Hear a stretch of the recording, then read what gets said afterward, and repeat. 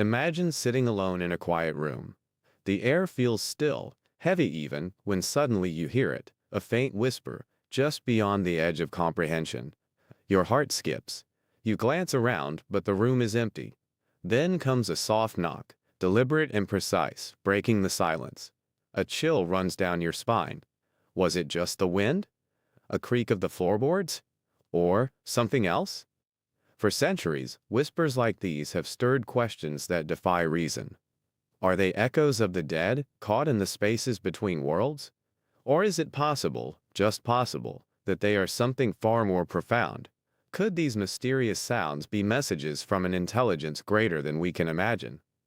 From beings not bound by the limits of life and death? Think about this. From ancient shamans calling on spirit guides to the Victorian seances that captivated society, humanity has always sought to connect with forces beyond our world. But what if this pursuit wasn't driven by chance or curiosity, but by something deliberate? What if we've been unknowingly guided, pushed, to explore the boundaries between life, death, and something far more alien? In 1848, in a small farmhouse in Hydesville, New York, two sisters claimed to have opened such a gateway. Mysterious knocking sounds echoed through their home, seemingly responding to their questions. To the world, it was proof of the afterlife, a chance to speak to lost loved ones. But those knocks, those simple sounds that started the spiritualist movement, were never fully explained. What were they really? Spirits of the dead? Or was something far older, far stranger, orchestrating the entire event? Something that knew humanity was ready to listen? This idea isn't as far-fetched as it sounds. Consider Skinwalker Ranch, a remote property in Utah, where reality itself seems to fray at the edges. UFO sightings, ghostly apparitions, cattle mutilations. The inexplicable and the unthinkable converge in one location. Witnesses describe shimmering orbs, eerie voices, and strange beings moving just beyond their vision. But here's the strange part. These phenomena don't seem unrelated. It's almost as if these manifestations, spirits and UFOs, hauntings and alien encounters, are connected. Could it be that they're different expressions of the same force? And if that's true, what is that force? For decades, some researchers have speculated that spirit communication isn't about contacting the dead at all. That it's instead a system, an ancient system, designed to reach out to beings in other dimensions or from distant star systems. In many cases, the voices captured during spirit communication sound mechanical, even robotic, like fragments of a transmission from somewhere else. Could these be echoes from an advanced civilization? One that has been watching, guiding, or even manipulating humanity from the shadows? Think about the patterns in history. Ancient Sumerians spoke of beings who descended from the sky to share knowledge and shape human development. Egyptians left behind intricate texts in the Book of the Dead, describing rituals not just for the afterlife, but for reaching out to other realms. Indigenous shamans have long believed in spirit guides, but what if these guides weren't spirits in the traditional sense? What if they were entities from a place so far removed from our reality that the only way to communicate was through altered states of consciousness? And then there's technology. In the 1920s, inventor Thomas Edison, yes, the Thomas Edison, allegedly worked on what he called a spirit phone. He theorized that if our consciousness survives death, then it should be possible to communicate with it. Edison's idea wasn't mystical. It was rooted in logic. He believed that if spirits existed, they could interact with scientific instruments. But what if Edison's experiments, and others like them, unintentionally opened doorways to something else, something waiting to be contacted? Even now, with modern devices like spirit boxes and digital recorders, investigators claim to hear voices in the static. These voices often respond to questions, providing chillingly specific answers. But here's where it gets unsettling. In some cases, the responses don't feel human. They're cold, calculated, and sometimes almost machine-like, as if the entities behind the voices aren't just spirits of the deceased, but something far stranger. Something not bound by the rules of our world. So ask yourself, what are we really hearing when we communicate with spirits? Are these the souls of the dead? Echoes from another dimension? Or something entirely different? Something that has been quietly influencing us for millennia? And here's the real question. If they are listening, who's guiding the conversation? Are we in control, or are they? Because if these whispers, these knocks, these voices, are not just ghosts, but a form of contact with beings from higher dimensions, or even other planets, what does that mean for us? For our understanding of life, death, and the universe itself? These questions aren't just philosophical, they're chilling, because they force us to confront the possibility that we are not alone. And maybe, just maybe, we never were. Throughout history, humanity has sought answers in the unseen. Our ancestors gazed at the stars, built monuments to the unknown, and performed rituals meant to pierce the veil between worlds. But what if these ancient practices weren't just spiritual exercises? What if they were methods, deliberate, intricate methods, for communicating with forces beyond human comprehension, forces that may not be as distant as we think? In the cradle of civilization, the ancient Sumerians spoke of beings called the Anunnaki, deities who descended from the heavens to guide humanity. But were these gods truly divine? Or were they advanced entities, using rituals and symbols to establish a line of communication with their creations? Sumerian texts suggest the Anunnaki shared profound knowledge of astronomy, agriculture, and governance. Knowledge that seemed impossibly advanced for a society thousands of years ago. Could their guidance have been a form of manipulation, designed to steer humanity's development for purposes we'll never fully understand? Now consider Egypt, where the Book of the Dead served as more than just a manual for the afterlife. These texts describe detailed rituals to ensure safe passage through other realms, rituals that read less like religious doctrine and more like instructions. Instructions to navigate what? The afterlife? Or perhaps an interdimensional space, a bridge to something far stranger. Egyptian priests were said to channel divine messages, receiving knowledge directly from beings who existed beyond human perception. But what if these weren't gods at all? What if they were advanced intelligences using ancient technology, rituals, symbols, and sound to communicate? The patterns don't stop there. Across the world, indigenous tribes have long practiced shamanic journeys, often using hallucinogens to enter altered states of consciousness. They describe meeting spirit guides who provide wisdom, healing, and visions of the future. But the descriptions of these guides often defy what we'd expect from spirits of the dead. They are radiant, otherworldly, and sometimes mechanical. Could these guides be manifestations of beings that exist beyond our dimension? Beings that have been actively engaging with humans, but only when we've altered our minds enough to perceive them. Take the Dogon tribe of West Africa. For centuries, they have spoken of beings from the Sirius star system, beings who gave them knowledge of astronomy long before modern science confirmed it.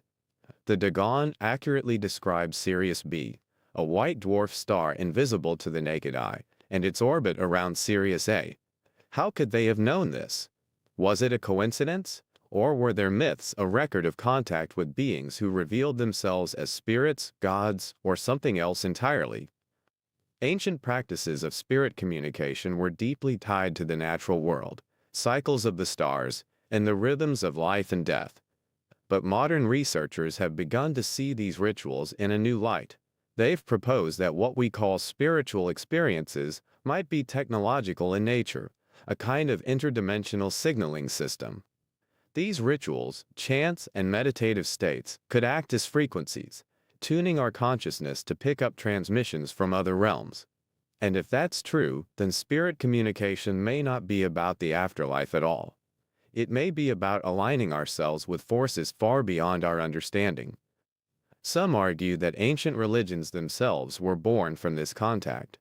What if the gods of old, Zeus, Osiris, Quetzalcoatl, weren't gods at all? What if they were advanced beings who understood how to manipulate the perception of primitive humans? By presenting themselves as divine, they ensured loyalty, reverence, and the preservation of knowledge. But to what end? Were they helping us? Testing us? Or using us for something we can't even begin to comprehend? These connections between ancient civilizations, spiritual practices, and possible extraterrestrial contact can't be ignored. They suggest that humanity has been in contact with something intelligent, for thousands of years. And if that's true, then the question isn't whether spirit communication is real, but why it was established in the first place. Were our ancestors trying to reach out to the unknown? Or were they following instructions from something that had already reached out to them? Even now, the symbols and rituals of these ancient practices persist. From modern meditation techniques to religious ceremonies, humanity continues to engage in methods that mirror those of the past. Are we continuing a tradition of contact without even realizing it? If so, who or what has been guiding us all along? The Middle Ages were a time of fear and secrecy, where the line between divine intervention and dark sorcery blurred. Whispers of spirits, demons, and forbidden knowledge echoed through monasteries and royal courts alike. In this era, spirit communication wasn't a curiosity. It was dangerous, heretical, and often punishable by death. But the truth was far more complex than the church ever admitted. Behind closed doors, scholars and mystics experimented with what they called necromancy, the summoning of spirits. Ancient grimoires, like the Key of Solomon, claimed to contain rituals that allowed communication with angels, demons, and forces from beyond. But what if these texts were more than superstition? What if they were blueprints, encoding methods to contact not only spirits, but entities from dimensions we've yet to understand? The Church claimed to condemn such practices, branding them as works of the devil. But rumors persist that in the secret vaults of the Vatican lies evidence that tells a different story. Some say the Church didn't suppress these texts to protect us from evil, but to guard the truth about humanity's connection to otherworldly beings. Were these rituals really demonic, or were they misunderstood attempts to access a higher intelligence? Consider John Dee, a 16th-century advisor to Queen Elizabeth I and one of the most enigmatic figures of the occult. Dee claimed to have received a language, Enochian, directly from angels. But here's the question: were these beings truly divine messengers, or were they something else entirely?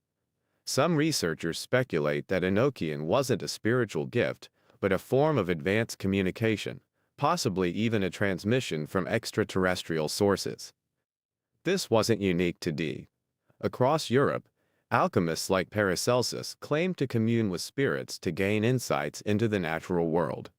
But their descriptions of these encounters are striking: beings of immense knowledge who often spoke in cryptic, otherworldly terms.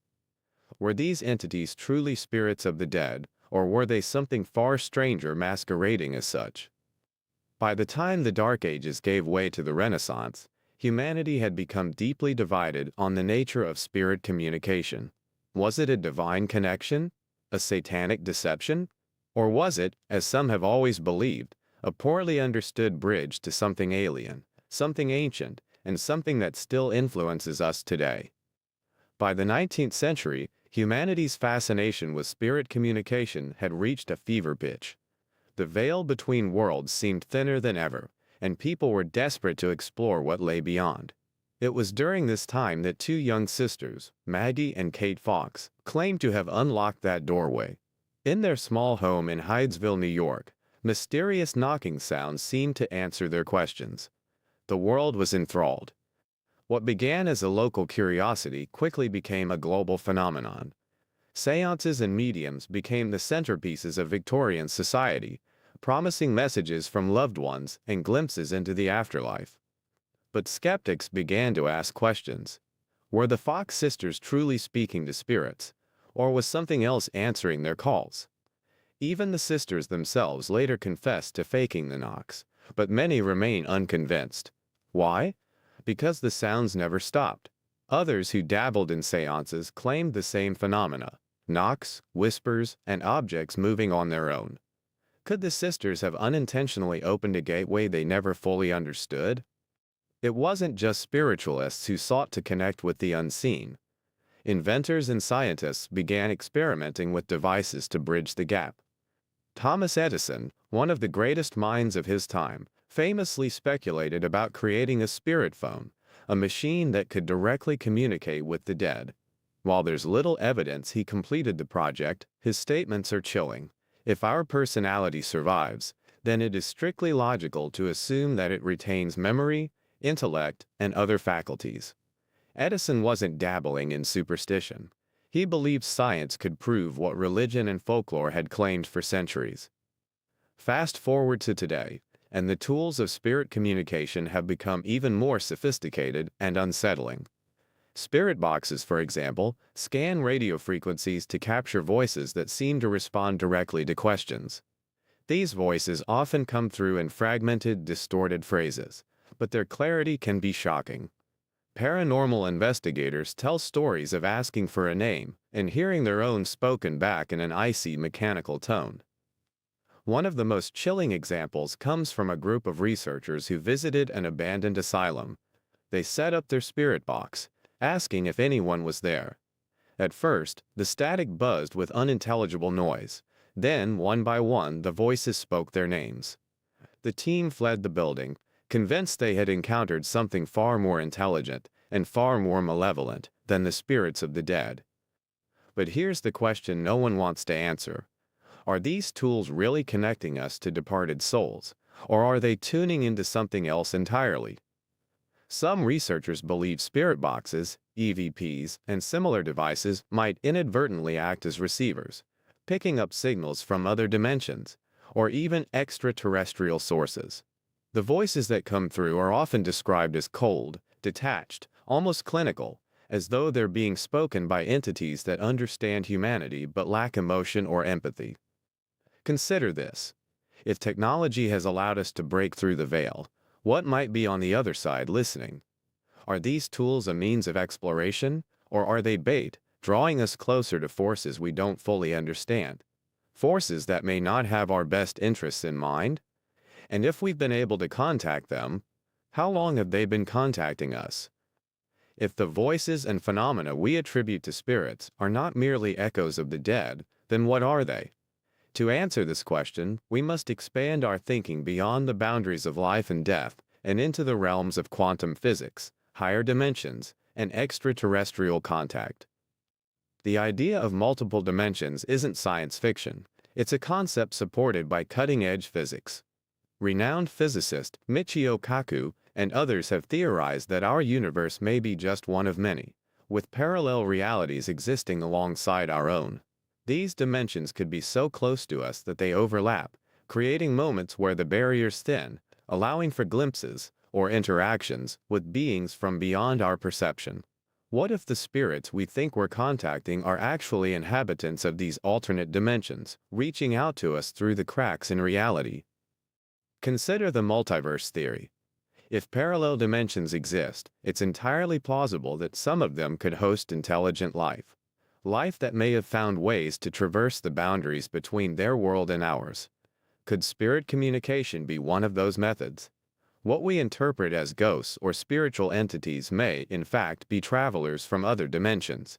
Beings whose voices and appearances seem strange to us because they're not bound by the same physical laws. Now take this a step further. What if these entities aren't just passive observers, but active participants in human history? Across cultures and centuries, there are accounts of spirit guides or angels who deliver knowledge and wisdom far beyond the understanding of the people they visit. Ancient Sumerians described the Anunnaki as celestial beings who came from the stars to shape humanity. The Dogon tribe in Africa possesses intricate astronomical knowledge of the Sirius star system, knowledge they claim was given to them by beings from the sky, long before modern telescopes confirmed their accounts. These patterns aren't isolated, they're consistent. From ancient Egypt to indigenous shamanic traditions, the theme repeats: humanity receiving guidance from entities that seem to transcend both time and space. Could this guidance have been misinterpreted as divine or spiritual, when in fact it was extraterrestrial? And if so, were these beings benevolent teachers, or something far more manipulative? This brings us to Skinwalker Ranch, one of the most infamous hotspots of paranormal and extraterrestrial activity. Witnesses describe phenomena that seem to defy categorization, ghostly apparitions, strange orbs, UFOs, and even cryptid-like creatures all appearing in the same space. How can one location host such a wide range of phenomena? Unless they're all interconnected. Could Skinwalker Ranch be a nexus, a place where dimensions bleed together, or a testing ground for entities that have been observing humanity for centuries? And then there's the infamous case of Betty and Barney Hill, one of the first widely reported UFO abduction stories. Betty described beings who could speak without speaking, communicating telepathically in a way eerily similar to reports of spiritual communication. Their captures weren't just physical, they seemed to exist on a level that blurred the line between the material and the immaterial. Here's the most unsettling part. If these beings exist, whether as extraterrestrials or interdimensional travelers, what is their purpose? Are they curious observers? Manipulators? Could they have created the systems of spirit communication as a way to monitor us, guide us, or even control us? These questions aren't as far-fetched as they seem. The uncanny similarities between accounts of alien encounters and spirit communication can't be ignored. The voices heard through spirit boxes, the beings described in seances, and the entities seen during alien abductions all share traits: cryptic messages, an aura of otherworldly detachment, and a sense that they're operating on a plane far beyond our understanding. If spirit communication is a doorway, it's one we've been opening for centuries without fully understanding what lies on the other side. And if the beings we're contacting aren't ghosts, but entities from higher dimensions or other worlds, then the real question becomes, who's really reaching out? And more importantly, why? If you've ever doubted the reality of spirit communication or its potential dangers, the stories you're about to hear might change your mind. These aren't just campfire tales or urban legends, they're accounts from people who claim to have come face to face with something unexplainable. Encounters so chilling, they force us to question whether the entities we reach out to are truly what they seem. Take the case of the Enfield poltergeist, one of the most famous hauntings in modern history. In the late 1970s, a small family in England began experiencing terrifying phenomena: furniture moving on its own, disembodied voices, and eerie knocks that seemed to answer questions. At the center of it all was an 11-year-old girl, Janet, who appeared to be the target of whatever entity was present. Investigators captured audio of what they believed to be a spirit speaking through Janet, a guttural, malevolent voice that claimed to be a man who had died in the house years before. But here's where it gets strange. The voice didn't just give personal details about the supposed spirit's life. It seemed to know things about the investigators themselves, details no one could explain. Was it truly a restless spirit, or was something far more intelligent playing a twisted game? Many believe the entity wasn't a ghost at all, but an interdimensional presence, using the guise of a spirit to interact with the family and to feed off their fear. And then there's the Bell Witch, an early 19th century haunting that terrorized a family in Tennessee. What began as mysterious knocks and whispers escalated into full-blown attacks. Family members reported being slapped, pinched, and even thrown across the room by an unseen force. The entity, which identified itself as Kate, seemed to possess an uncanny intelligence, recounting personal information about family members and neighbors, often in mocking tones. But here's the question no one could answer. How could this spirit know things it couldn't possibly have learned in life? Was it truly the ghost of a woman named Kate, or was it something masquerading as her, using the family's belief to manipulate them? These historical cases are chilling enough, but personal stories from modern investigators add a new layer of terror. One paranormal investigator recounts using a spirit box in an abandoned hotel known for its dark history. As they asked questions, the box began to emit strange, fragmented voices. At first, the answers were simple: yes, no, here. But then a voice came through that sent the team running. It said, "We see you," followed by one of the investigators' names. Another investigator shared a similar experience at an old asylum. After hours of silence, the spirit box crackled to life with a single word: run. Moments later, the team heard what sounded like heavy footsteps approaching them in a hallway where no one else was present. To this day, they don't know what would have happened if they hadn't left. And yet, the most unnerving encounters are those where the entities seem to blur the line between spirits and something mechanical, or even extraterrestrial.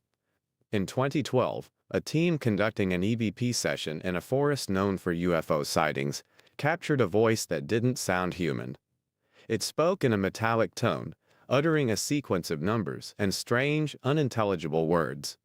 When they played the recording back, the voice was there, but the team had heard nothing in real time. Another chilling pattern is the sudden appearance of robotic or disembodied voices during spirit box sessions. Witnesses describe them as cold, detached, and unnervingly precise. These voices rarely engage in personal conversation, but instead issue commands or cryptic warnings. Could these transmissions be coming from something beyond our understanding, using our technology as a way to make contact? The more stories you hear, the clearer the pattern becomes. These entities, whether they present themselves as spirits, poltergeists, or something more alien, seem to thrive on fear and attention. They're intelligent, calculated, and often unpredictable. But here's the most disturbing part. In many of these cases, the people involved report lasting effects. Some are plagued by nightmares, unexplained illnesses, or even more encounters long after they've stopped seeking contact. It's as if opening the door to these beings allows them to linger, their influence spreading like a shadow that can't be shaken. These stories force us to confront a terrifying possibility. If the entities we're contacting aren't spirits of the dead, but something far more complex, then what are they? And why do they seem so eager to engage with us? Are they guiding us, warning us, or simply toying with us for their own purposes? For all the chilling accounts and mysterious encounters, there's always another side to the story, a rational explanation that seeks to strip the supernatural of its power.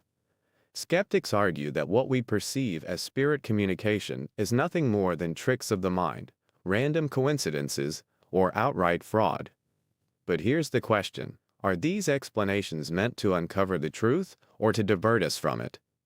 Science offers a convenient explanation for many so-called paranormal events. Take pareidolia, for example, the brain's natural tendency to find patterns where none exist. It's why we see faces in clouds or hear voices in static. Could it be that the eerie whispers captured during EVP sessions are nothing more than our minds imposing meaning on random noise? Or is that explanation a little too neat, dismissing the many cases where voices respond directly to specific questions? Another commonly cited phenomenon is the ideomotor effect, which is often used to explain the movement of Ouija boards. Skeptics claim that participants unknowingly guide the planchette themselves, creating the illusion of communication with an outside force. But here's the problem. There are documented cases where the board has revealed information that none of the participants could have possibly known. Are these instances just anomalies, or evidence of something far stranger? Fraud has certainly played a role in the history of spirit communication. The Victorian era, with its obsession for seances, was rife with charlatans who used sleight of hand and clever tricks to fool the masses. Even the famous Fox sisters, whose knocking sounds launched the spiritualist movement, eventually confessed to fabricating some of their demonstrations. But does this mean that every case of spirit communication is a hoax? Or could the confession itself have been coerced, a convenient way to discredit the growing belief in unseen forces? And then there's technology. Critics argue that devices like spirit boxes and EMF detectors are prone to interference. A passing radio signal, a stray burst of static, or even environmental noise can all be mistaken for paranormal activity. But here's where the skepticism falls short. How do you explain the voices that respond with names, locations, or specific answers? How do you dismiss the patterns that emerge over time, with countless investigators reporting the same chilling experiences? Perhaps the most damning argument against spirit communication is that it can all be explained by psychology. Fear, heightened emotions, and the power of suggestion can make us believe we're experiencing the unexplainable. A creak in the floor becomes a ghostly footstep, a flickering light becomes a spirit's presence. But is this really an explanation? Or is it a dismissal of the unknown? Even governments have taken an interest in phenomena that skeptics claim are easily debunked. During the Cold War, the CIA funded Project Stargate, an experimental program to explore psychic phenomena, including remote viewing, the ability to perceive information from distant locations. While officially shut down, some reports claim the program had successes that were never made public. If spirit communication is so easily explained away, why did governments spend decades and untold resources investigating it? Here's a thought. What if skepticism itself is part of the deception? By convincing us that spirit communication is nothing more than tricks and coincidences, could unseen forces be keeping us blind to the truth? After all, if we believe it's all fake, we'll stop looking. And maybe that's exactly what they want. Skeptics say spirit communication is an illusion. Believers say it's a doorway.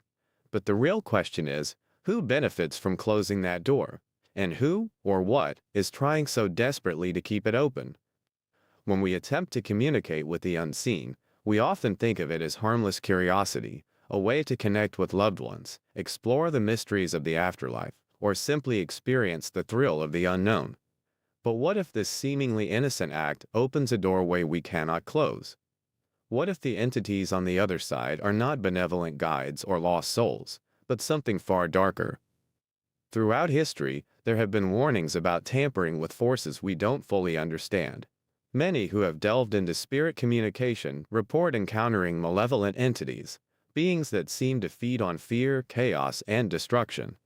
Stories of possessions, psychological torment, and physical harm are not uncommon among those who have used tools like Ouija boards or participated in seances. The pattern is clear. When we reach out to the other side, we may not have control over who or what answers. Take the infamous Zozo phenomenon. Thousands of people across the globe claim to have encountered this malevolent entity while using Ouija boards. It starts innocently enough, small, seemingly random movements of the planchette. But soon, the board begins spelling out the name Zozo. Witnesses report a palpable change in the atmosphere. The room grows colder, the energy heavier, and the responses more aggressive. Zozo is known for issuing chilling threats, manipulating its victims psychologically, and in some cases, leaving them with lasting trauma. But here's the unsettling part. No one knows what Zozo truly is. Is it a demon? A trickster spirit? Or something far worse, an entity that exists beyond our comprehension, using the guise of a name to gain entry into our world? Even seasoned paranormal investigators have found themselves at the mercy of forces they can't explain. Many report long-term hauntings after conducting experiments with spirit boxes, EVP recordings, or other devices. Voices follow them home, objects move on their own, and strange occurrences disrupt their lives. One investigator described how a routine session in an abandoned hospital turned into a nightmare.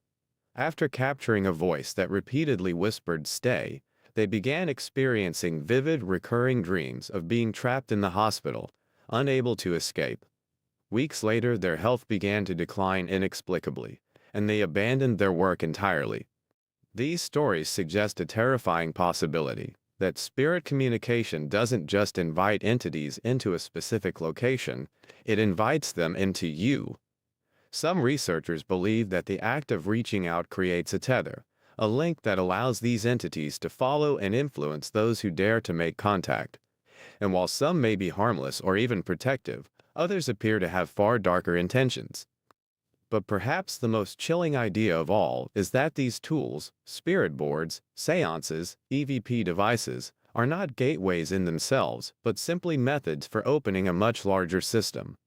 Some theorists believe these tools tap into an ancient network of communication designed not for humanity, but by forces beyond our understanding. Forces that have been watching us, influencing us, and perhaps even manipulating us for millennia. The consequences of opening this network can be devastating. Entire families have been driven to the brink of madness by persistent hauntings after using Ouija boards. Paranormal investigators have been forced to abandon cases when the phenomena followed them home, growing more violent with time. Some theorize that these entities gain strength the longer they remain connected, feeding on the energy of their victims. And then there's the possibility of unintended consequences. What if, in our attempts to contact spirits, we are unknowingly summoning entities from other dimensions? Entities that see our world as a playground, a resource, or worse, a target? If spirit communication is truly a gateway, then we must ask, who built it? Was it created by ancient humans seeking knowledge, or by beings from another realm who wanted to ensure they always had access to us? The warnings are there, scattered throughout history. Religions caution against summoning spirits. Folklore tells of malevolent beings disguised as loved ones. Even modern investigators speak of an unspoken rule. When you open a door, you never know what might come through. So here's the question. When we reach out into the unknown, are we prepared for what might reach back? And once that door is opened, can it ever truly be closed? After centuries of searching, experimenting, and questioning, humanity is no closer to understanding the full truth about spirit communication. We've uncovered ancient rituals, documented chilling encounters, and developed modern tools to bridge the gap. But each answer seems to raise even more questions. What exactly are we speaking to? Are they spirits of the departed, echoes from parallel dimensions, extraterrestrial intelligences, or something far more complex than we can comprehend? Throughout history, the evidence points to one undeniable fact. There is something out there. Something that responds. Something that watches. Cultures separated by oceans and centuries have all reported eerily similar encounters. Whether it's the Anunnaki of Sumerian lore, the star people of indigenous traditions, or the spirits summoned during seances and Ouija board sessions, the theme remains consistent. We're not alone, but what we're interacting with is still up for debate. Think about the patterns we've explored. Ancient civilizations claim to receive guidance from gods or spirit guides, beings with knowledge far beyond their time. Medieval scholars risked their lives to summon entities they believed held the secrets of the universe. Modern investigators capture voices that seem to know us, that call out our names, that warn or mock or plead. And then there's the haunting overlap with alien phenomena, beings that communicate telepathically, emit strange sounds, and seem to manipulate reality itself. All of this leads to one unsettling conclusion. Spirit communication may not be about the dead at all. Instead, it may be a key to unlocking something far larger, a system of contact stretching across dimensions, designed by forces we've only begun to grasp. Forces that may have shaped our understanding of reality for millennia without us realizing it. But here's the part that keeps even the most hardened researchers awake at night. If these entities are reaching out, what is their true intent? Are they guiding us toward enlightenment, as some believe? Are they studying us, observing humanity like an experiment in a cosmic petri dish? Or are they manipulating us, slowly bending our reality to suit their own purposes? There are no clear answers, and maybe there never will be. But one thing is certain, when you peer into the void peers back. The knocks, the whispers, the voices, they're real. They're responding. And the fact that they exist at all forces us to confront the possibility that our reality is far more complex, far more mysterious than we've ever imagined. So, the ultimate question remains, what lies beyond? Is spirit communication a gift, allowing us to explore the secrets of the universe, or is it a trap, a dangerous game with forces we barely understand? Are we unlocking the mysteries of existence, or are we playing with fire, opening doors that were never meant to be opened? And perhaps the most important question of all, if these entities are truly out there, shaping and guiding us, then who is really in control? Is it us, or have we been unwitting participants in a grander design all along? The answers may not be comforting, but one thing is certain, the whispers from beyond are not random. They're deliberate, they're waiting, and they're listening.